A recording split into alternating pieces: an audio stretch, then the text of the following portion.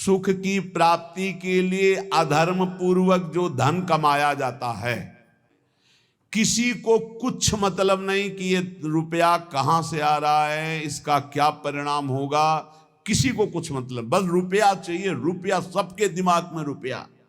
हम कह रहे हैं ईमानदारी से गौ सेवा करो, अगर बिना मांगे ना आ जाए तो हमें बताना, गोविंद तुम्हारे दरवाजे पर द्वारपाल बना खड़ा रहेगा। गौ सेवा करते हो, चाहे संत सेवा करते हो, चाहे जो भी कार्य करो, तुम्हें भरोसा उस गोविंद का होना चाहिए जिसका यश गाते हो, जिसके लिए करते हो। वो विश्वंभर सब जग का भरण पोषण करता है। हमारी समझ में नहीं आता है ये मांगने की जरूरत कहां है। मांगना तो शब्द बिल्कुल नहीं। अगर भगवत भरोसा है तो मांगना कैसे आ गया जीवन। खूब मेहनत करो, धर्म पूर्वक धन कमाओ, परिवार के पोषण में लगाओ। बिल्कुल चवन्नी देने की जरूरत नहीं बाहर। हम तुम्हें कह रहे हैं उन्हीं को भगवत स्वरूप मान लो, माता पिता परिवार, खूब उनको संतुष्ट करो। घर में ठाकुर जी विराजमान कर लो, भोग लगाओ, परिवार को पवाओ, नाम जप करो। एक पैसा देने की जरूरत नहीं, तुम्हें भगवत प्राप्ति होगी। हमारी बात समझ लो। अब तुम्हारे पास 100 रुपया एक्स्ट्रा है कि हमारे सब प्रयोग से, हर कार्य से, अब उनको सोचो ऐसी जगह हम 100 रुपया देंगे जहां कोई हमको नमस्कार न करे, कभी लौट कर हमसे राधे श्याम न बोले। ऐसी जगह चुपचाप ऐसे दे दो, कोई जाने ना। ये हुआ दान धर्म। सो धन धन्य प्रथम गति जाकी। जहां कोई तुमसे मांगे ना हो, जहां कोई तुमको नमस्कार न करे, जहां तुम्हारा आदर ना हो, ऐसी जगह नेकी कर दरिया में डाल की तरह। कोई दोबारा तुमसे कि ये वही आदमी जो 100 रुपया दिए था, कभी ऐसा ना बोलने वाला हो। ऐसी जगह धर्म पूर्वक कमाई को ऐसे दान किया है। अब यहां महर्षि अत्रि जी कह रहे हैं अब मृत्यु के बाद जो कटु परिणाम उत्पन्न होगा उस धन कमाई का, इसलिए होश में हो जाओ। यदि अभी तक पापाचरण से धन कमाया हो तो उसको ऐसी जगह दान कर दो जहां दूसरों की दवाइयां होती हो, दूसरों के कष्ट निवारण होते हो, दूसरों का उदर पोषण होता हो, वस्त्र आदि, गौओं का चारा आदि। अगर हो अधर्म पूर्वक कमाया हो तो हटा देना, नहीं मरोगे तो दुर्गति होगी और जिंदा में परिवार को नाश कर देगा वो धन। लिख लो हमारे शब्द, जिंदा में जिनके लिए तुम एकत्रित किया उनका नाश करेगा, बुद्धि का नाश, स्वास्थ्य का नाश, तांडव मचाएगा घर में अधर्म का धन। और मरोगे तब कह रहे हैं कि तुम्हारी दुर्गति कर देगा। वही अधर्म का कमाया धन यहां बैंक में रह जाएगा, उसका कमाने का जो कर्म था वो तुम्हारी दुर्गति कर देगा। इसलिए परम सुख प्राप्ति के लिए अधर्म पूर्वक धन कमाने की इच्छा मत करो। अनंत महिमा में भगवान ने धर्म की स्थापना की। पहले धर्म फिर धन, धर्म अर्थ काम मोक्ष। पहले धर्म को आगे रख करके धन कमाओ। पहले था चाहे प्राण चले जाएं, धर्म नहीं जाना चाहिए। देखा महापुरुषों को, गुरुजनों को, कि प्राणों की बाजी लगा दी, शहीद हो गए अपने राष्ट्र पर, अपने धर्म पर, अपने भगवत भाव पर। इसलिए मानव जीवन प्राप्त करके धर्म का आचरण करो। धर्म के द्वारा संपादित किया हुआ तुम्हारा जीवन, जितने भी कर्म, वो तुम्हें महासुख प्रदान करेंगे। जब कभी किसी गुणी की तुम्हारे सामने प्रशंसा होने लगे तो खंडन मत करना, किसी के गुणों का खंडन मत करो। और जब किसी के दोषों की चर्चा होने लगे तो कान में अंगुली डाल के वहां से चले जाओ।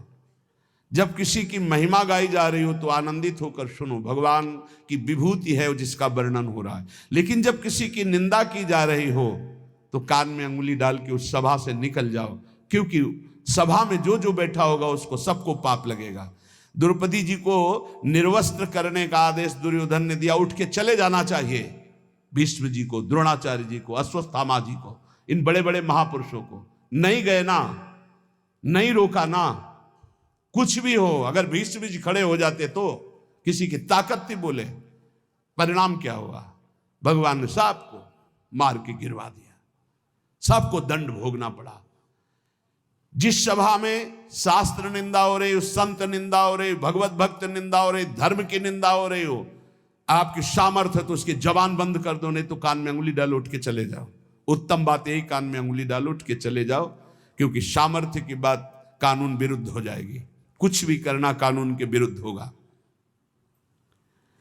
परस्मिन् बंधु वर्गे वा मित्रे द्वेष्ये रिपौ तथा आपन्ने रक्षितव्यम तु दयैषा परिकीर्तिता। चाहे कोई पराया, चाहे कोई अपना हो, चाहे भाई हो, चाहे दुश्मन हो, यदि आप भक्त हैं, यम और नियम ये जिसके जीवन में होते हैं वो बहुत दैवी संपदावान माना जाता है, भागवतिक माना जाता है। यम किसे कहते हैं? ये 10 होते हैं, यम 10 और नियम 10 होते हैं। यम पहला है आनुशंस्यम, अक्रूरता, किसी के प्रति भी क्रूर वचन, क्रूर व्यवहार बिल्कुल नहीं होना चाहिए। क्रूरता तब आती है जब हमारे विपरीत कोई व्यवहार करता है, तब उसके बोलने की क्रूरता हो जाती है, चेष्टा में क्रूरता हो जाती है, हृदय में क्रूरता हो जाती है। अचानक आक्रमण होता है, अगर संबोधन करके आवे कि तुम्हारी परीक्षा हो रही तो शायद साधक सावधान हो जाए, पर अचानक आक्रमण माया का होता है, वो संभल ही नहीं पाता कि मेरी परीक्षा हो रही, और वो क्रूर बोल देता है, क्रूर कर्म कर देता है, क्रूर चिंतन कर देता है। इसका मतलब यम कमजोर है, यम नियम में वो कमजोर है। पहला यम है अक्रूरता, न वाणी में क्रूरता हो, न शरीर में चेष्टाओं में क्रूरता हो, न मन में क्रूरता हो, अक्रूरता। दूसरा है क्षमा, सबसे बड़ा बल है क्षमा। कोई कितना भी कैसा भी व्यवहार करे, क्षमा बल से उसे जीत लेना चाहिए। तीसरा है सत्य, सत्य के समान कोई दान नहीं, कोई पवित्रता नहीं, कोई बड़ा अनुष्ठान नहीं।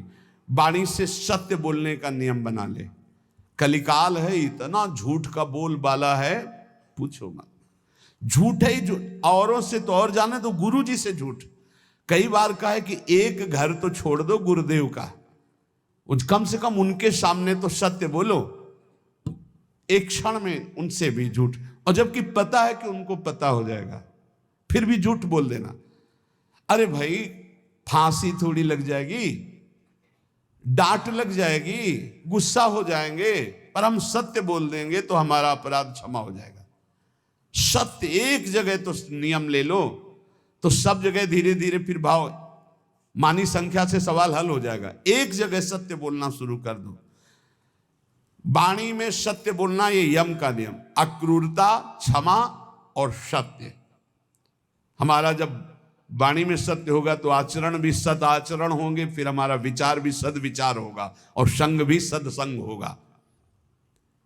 यम अगला सत्य के बाद अहिंसा, किसी की भी हिंसा न करना, न मन से, न वचन से, न कर्म से। बस दान का तात्पर्य इतना ही समझ लो, अहंकार रहित त्वदीयम वस्तु गोविंदम तुभ्यमेव समर्पये। जो गरीब होकर के दान करता है उसका विशेष महत्व होता है।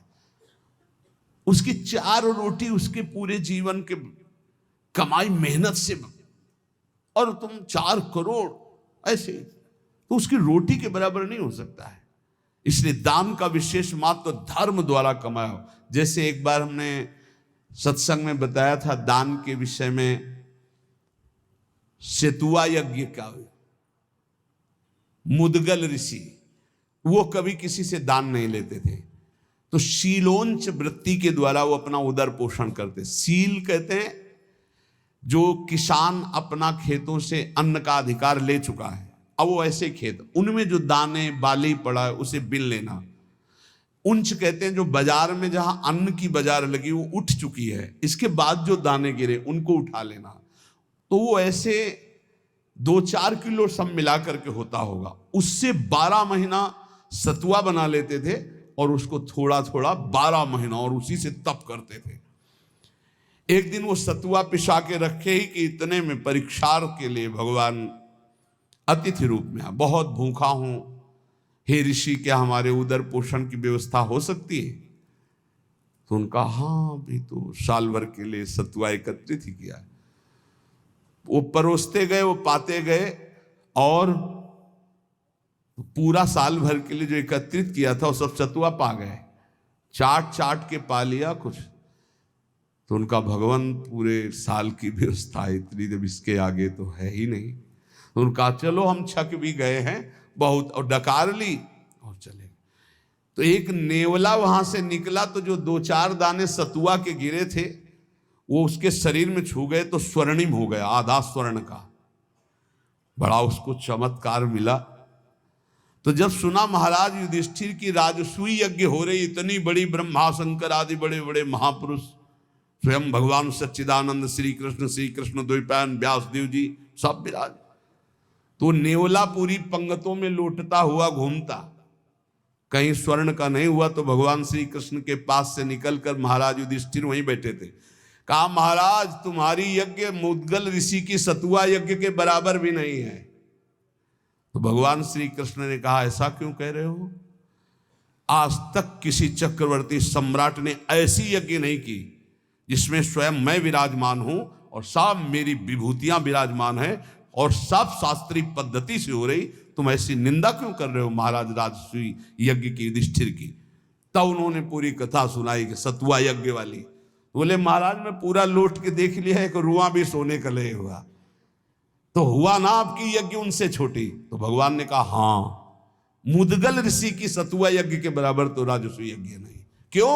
वो अकिंचन, प्रतिग्रह रहित। तो यहां कह रहे दान शब्द मुद्गल ऋषि का जोर का हुआ, जो धर्म के द्वारा मेहनत करके कमाता है। दान वही जो मेहनत के द्वारा किया हुआ। फिर दूसरे को यम, आगे नम्रता, नम्रता विद्या विनयम ददाति। आज पढ़ लिख करके उद्दंड बनते हैं, पढ़े लिखे हैं। पूछो अपने माता पिता के पैर छूते हो? नहीं। माता पिता कहते हैं कहाँ जा रहे हो? बोले आप अपना देखो, हम स्वतंत्र हैं, हमारा जीवन अपने, हम जो कर रहे हैं वो तुम्हारा अधिकार नहीं। ये है विद्या, ये है विनयम ददाति, ये है विनय। कठोर शब्द बोल रहे हैं माता पिता को, उद्दंडता पूर्वक व्यवहार कर रहे हैं, गुरु का उपहास कर रहे हैं, टीचर का उपहास कर रहे हैं। बच्चों को देखो ना, टीचर का उपहास कर रहे हैं। नम्रता विद्या से आती है, विद्या विनयम ददाति। पढ़ना लिखना ये तभी सार्थक है जब विनय आ जाए। उल्टा हो रहा है, जितना विद्या घमंड बढ़ता चला जा रहा है, अहंकार बढ़ता चला। नम्रता। फिर है सबसे प्रीति, सब जीवन सुप्रीति रीति निभाता अपनी, सबसे प्रेम का व्यवहार, लेकिन निष्काम, किसी से कोई कामना नहीं। फिर यम में आता है प्रसन्नता, संतुष्टायन के हर स्थिति में तुम्हारा मन प्रसन्न होना चाहिए। फिर मधुर वाणी, जब बोलो हंस बोले बहु मान दे, परुख वचन का बहु न कहाए। और कोमलता, हृदय बड़ा कोमल होना चाहिए। ये 10 लक्षण यम कहलाते हैं। कहा जाता है ना, यम नियमों का पालन करने से ही भगवत प्राप्ति होती है। तो अक्रूरता, क्षमा, सत्य, अहिंसा, दान, नम्रता, प्रीति, प्रसन्नता, मधुरवाणी, कोमलता, ये 10 यम हैं और ये 10 नियम हैं। शरीर की पवित्रता, वस्त्र की पवित्रता और मन की पवित्रता, तीनों पवित्र होने चाहिए।